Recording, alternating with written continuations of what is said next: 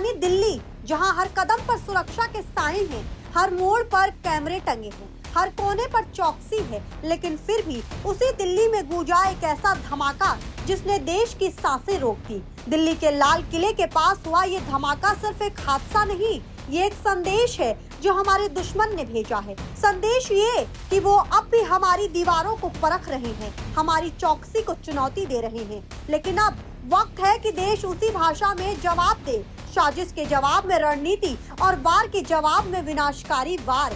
क्योंकि ये सिर्फ दिल्ली पर हमला नहीं, ये भारत की शांति, विश्वास और सुरक्षा पर सीधा वार है। लाल किले के पास हुए धमाके ने सिर्फ सड़कों को नहीं बल्कि सिस्टम की नींव को भी हिला दिया है। सवाल सीधा है, क्या आतंक फिर से दिल्ली के दरवाजे पर दस्तक दे चुका है? और अगर हाँ, तो ये साजिश आखिर कहां और किसके इशारे पर बुनी गई? 10 नवंबर की शाम लाल किले के पास दिल्ली का सबसे व्यस्त इलाका, सैकड़ों गाड़ियां, ट्रैफिक सिग्नल और तभी एक सफेद i20 में जोरदार धमाका। आवाज इतनी तेज थी कि आसमान में धुएं का गुबार छा गया। आसपास की गाड़ियां जलने लगी, सड़क पर अफरा तफरी मच गई, लोग चीखते हुए भागने लगे। धमाके में कई लोगों को अपनी जान गंवानी पड़ी, 20 से ज्यादा लोग घायल हैं, लेकिन अभी ये आंकड़ा रुकने का नाम नहीं ले रहा। घटना के बाद दिल्ली पुलिस, NIA और फॉरेंसिक टीम मौके पर जुट गई है।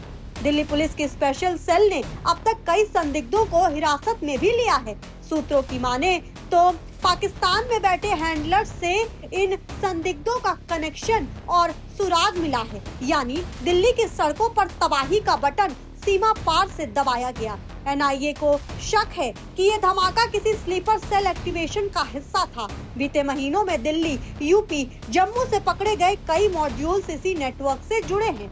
फंडिंग, कम्युनिकेशन और कमांड सब कुछ डिजिटल नेटवर्क के जरिए चल रहा था, यानी आतंक का नया चेहरा अब बॉर्डर नहीं बल्कि बैंडविड्थ से जुड़ गया है। चलिए अब आपको दिल्ली धमाके से जुड़े 4 बड़े अपडेट बता देते हैं। कार चलाने वाले आतंकी डॉक्टर उमर की मां का DNA सैंपल लिया गया है, जांच के लिए उसे एम्स भेजा गया। विस्फोट में शामिल हुंडई i20 कार फरीदाबाद स्थित एक second hand car showroom royal car zone ने बेची थी। शोरूम का मालिक हिरासत में ले लिया गया है।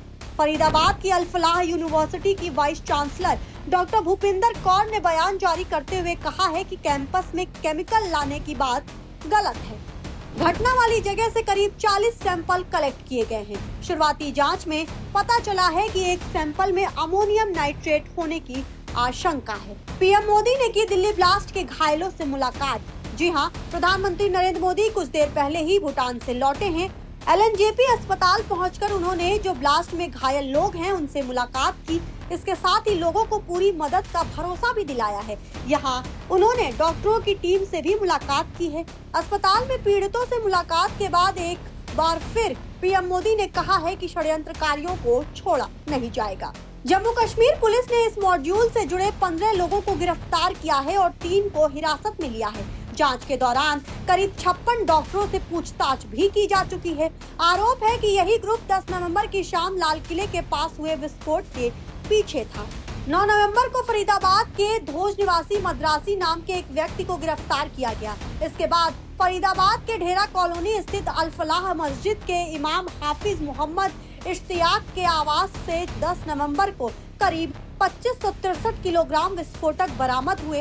इसके अतिरिक्त छापों में 358 किलोग्राम विस्फोटक सामग्री, डेटोनेटर और टाइमर बरामद किए गए।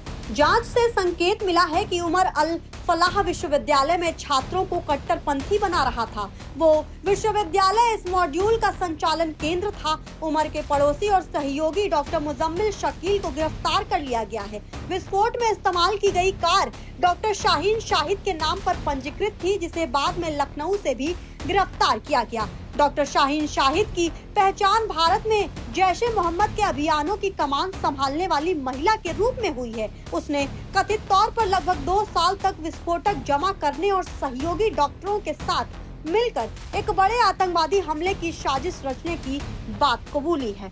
दिल्ली के लाल किले के पास हुआ ये धमाका सिर्फ एक हादसा नहीं, ये एक संदेश है जो हमारे दुश्मन ने भेजा है। संदेश ये कि वो अब भी हमारे दीवारों को परख रहा है। इसके साथ ही पाकिस्तान की नापाक हरकतों से लग रहा है कि वो अब भी बाज नहीं आएगा। तो क्या प्रधानमंत्री नरेंद्र मोदी करेंगे ऑपरेशन सिंदूर का 2.0? देखना दिलचस्प होगा।